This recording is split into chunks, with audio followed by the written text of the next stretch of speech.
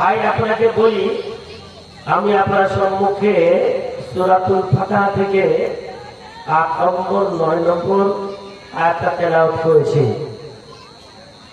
এবং বুখারী মুসলিমের 3টা হাদিস পরিবেশন করেছি। এই কয়েকটি হাদিসকে সামনে রেখে কিছু সংক্ষিপ্ত বাক্যাংশ বলে আমার বক্তব্য শুরু করব ইনশাআল্লাহ। আমার তৌফিক ইল্লা বিল্লাহ। ভাইরা আমার, মা বোনেরা, একটু আমরা দেখি, যদি আল্লাহ রাসূলের ভালোবাসা না থাকে তাহলে ও কোনদিন ইসলামে টিকে থাকতে পারবে না। সবচাইতে মজবুত ইসলামী রুকুন হলো, কানুন হলো আল্লাহর ভালোবাসা, রাসূলের মহব্বত, প্রেম প্রীতি। এটাই সব থেকে বড় ইবাদতের মধ্যে গণ্য।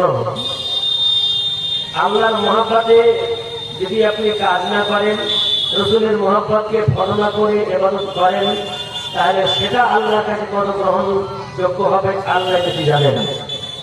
ভাইরা, আপনাকে আমি কথা আর না বাড়িয়ে সরাসরি বক্তব্য আমি কিন্তু নেমে যাই। আল্লাহ তাআলা কি বলছেন?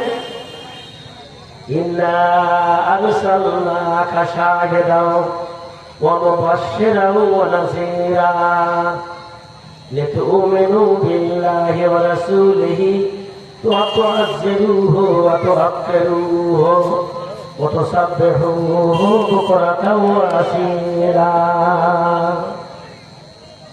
আর একটা কথা বলে দিয়ে, হক কথাটা এত কালুয়া, এত তিতা, এত ঝাল, মই যত ঝাল তার থেকে বেশি ঝাল হলো হক কথাটা। চৈচিরতার পাতা, তিলভেটের পাতা রসটা যত তিতা, তার চাইতেও কোটি গুণে বেশি তিতা হলো হক কথাটা। হক কথা যদি আপনি বলতে যান, আপনার কাছ থেকে ভাই দূরে যাবে, স্ত্রী দূরে সরে যাবে, আত্মীয় স্বজন দূরে সরে যাবে, ইল্লা মান ইউহিব্বুল্লাহ ওয়া রাসূল, কিন্তু ওই ব্যক্তি সরবে না যে আল্লাহ রাসূলকে ভালোবাসে। কঠিন ঝাল। আলেম বলুক, যেই বলুক, আল্লাহ রাসূল বলুক, আপনি বলেন তো আল্লাহ রাসূল থেকে জনপ্রিয়,